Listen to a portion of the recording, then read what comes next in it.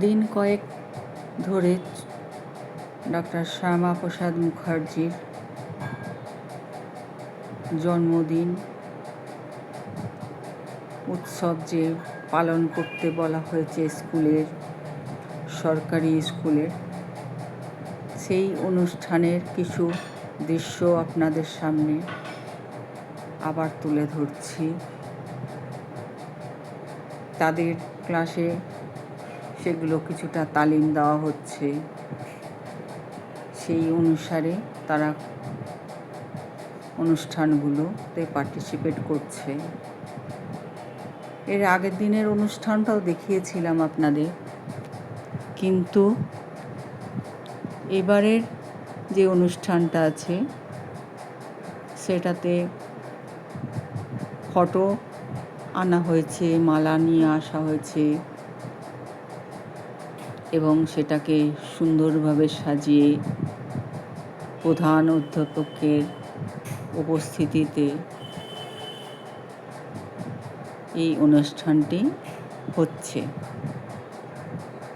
সকল শিক্ষক শিক্ষিকারা আছে, বিভিন্ন দায়িত্বে আছে এখানে যারা আছে, এছাড়াও আরও শিক্ষক শিক্ষিকা আছে, কারণ স্কুলটা তো অনেকটা বড় ছড়ানো আছে।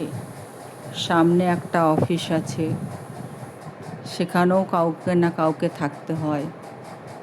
নিচে যে স্টাফ রুম আছে সেখানেও থাকতে হয়।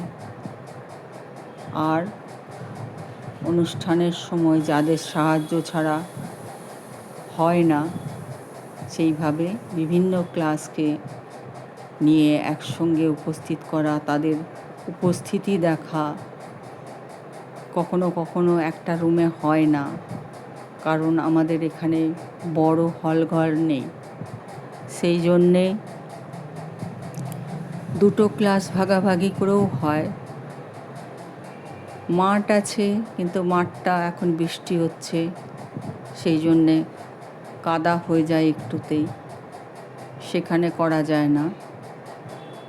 তবে যোগার ক্লাসটা যেদিন করা হয়েছে সেদিন কিন্তু মাঠটা শুকনো ছিল, তাই সেখানে তেপল নানান ধরনের জিনিস পেতে দুটো স্কুল, একটা মর্নিংয়ে চলে, একটা দুপুরে চলে। দুটো স্কুলকে একসঙ্গে একত্রিত করে, কারণ রবিবার ছিল, সবাইকার উপস্থিত হার কম ছিল, তাই একসঙ্গেই করা সম্ভব হয়েছে। বা এবছর প্রথম গ্রীষ্মকালে বেলার স্কুলটাও সকালে হয়েছিল, সেই জন্যে ভাগাভাগি করে হয়েছিল। স্কুলের কথা তো বললাম, এবার আবার সংসারে এসব কাজ তো করতেই হয়। যদি সকালে স্কুল হয় তখন এসে রান্না করতে হয়, আর যখন বেলায় স্কুল হয় তখন রান্না করে স্কুলে যেতে হয়। দুজনে মিলেই করি, আমার পক্ষে যতটা সম্ভব ততটা করি। আবার আমার হাজব্যান্ডকেও অনেকটা হেল্প করতে হয়। বাজার দোকান এসবগুলো তো আছে, তাছাড়াও ঘরের কাজে এক জায়গা থেকে আরেক জায়গা জিনিসগুলো নিয়ে যাওয়া, হাতের ফ্যান গালা ইত্যাদি অনেক সাহায্য আমাকে করতে হয়। আছে একে অপরকে সাহায্য করে, যখন ওর কোনো প্রবলেম হয় তখন আমাকে দেখতে হয়, আর তারপরেই শরীরটা বেশি খারাপ হয়ে যায়। শুধু রান্না করা নয়, এরপরেই আসি বিকালবেলা হলেই আমার পড়ানো থাকে। পড়ানোর পরে এই বৃষ্টিতেও এসছিল, তাই তার ছবিটি আমি হারিয়ে ফেলেছি, রেনকোটটা, ওই জন্যে আপনাদের দেখালাম। তাছাড়া আমাদের দুদিন কারেন্টও ছিল না তুমুল বৃষ্টিতে, সেই জন্যে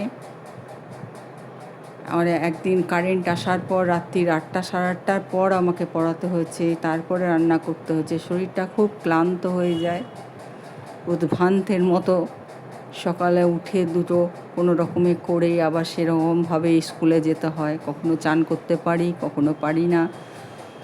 তো এইটাই হচ্ছে আমার ডেইলি লাইফ বলতে পারেন। কারো খাতা দেখা, যে খাতাটা দেখাচ্ছি হয়তো আমার দেখা চেক করা হয়নি, তাই এটা দেখে কোনো উত্তর লেখার চেষ্টা করবেন না। যদি কিছু জানবার হয় আমাকে জানাবেন, আমি দেখাবো। কারণ অনেকে বাইরে থাকে, তারা ছুটিতে যখন এখানে আসে তাদের আমাকে ডবল টাইম দিতে হয়, ওইগুলো এক্সট্রা ক্লাস নিতে হয় বা অনলাইনে থাকে। কারো পরীক্ষা, যতটা সম্ভব আমার পক্ষে ততটা করবার চেষ্টা করি। তারপরে যারা ভালোবাসে আসে, আমার পক্ষে যতটা সম্ভব সেইটুকুই করি। আশা করি অনেকে নানান ধরনের কথাই আমাকে আলাদাভাবে জিজ্ঞাসা করেছেন কমেন্টে। একটা কথা বলি, ভিডিওটি যখন আমি আপলোড করি তখন কিন্তু আমি ওইগুলো লেখা নয়, আমি মুখের থেকেই বলেছি। আগের ভিডিওগুলোতেও বলেছি, এটাতেও বলছি। আর সেইগুলো নিজেই ইউটিউবে যখন আমি ভিডিওটি আপলোড করি সেই লেখাগুলি ফুটে ওঠে। আর অসংখ্য বানান তার মধ্যে ভুল থাকে, ওটা আমার কোনো লেখা নয়। এর আগেরটাও সবাই বলেছে তুমি ভালো লিখেছো, আমি লিখিনি ওটা। আমি এমনিই বলেছি, যেটুকু আমি ছবি তুলতে পারি সেইটুকু দেখিয়েছি। অনেকের ভালো লাগে, আবার তারা আবার দেওয়ার জন্য অনুরোধ করে, সেইটুকু রাখার চেষ্টা করি। সবাইকার সুস্থতা কামনা করছি, সবাই ভালো থাকবেন। ভালো লাগলে চ্যানেলটিকে সাবস্ক্রাইব, লাইক, কমেন্ট করে আমার চ্যানেলটিকে এগিয়ে নিয়ে যেতে সাহায্য করবেন। সবাই খুব খুব খুব ভালো থাকুন, এই কামনা করি। আরেকটা কথা বলা হয়নি আপনাদের, ওই অনুষ্ঠানের একদিন একটি ছেলে এত বমি করেছে যে আমরা বোর্ডে লেখাগুলো সুন্দর করে লিখতে পারিনি, বা দুটো ক্লাস বমি করে সে নোংরা করে ফেলেছিল। আবার নতুন করে ব্যবস্থা করে আমাদের যেটুকু করতে পেরেছি সেটুকুই আপনাদের দেখিয়েছি। তো এরকম নানান পরিস্থিতির মধ্যে সম্মুখীন হতে হয় আমাদের।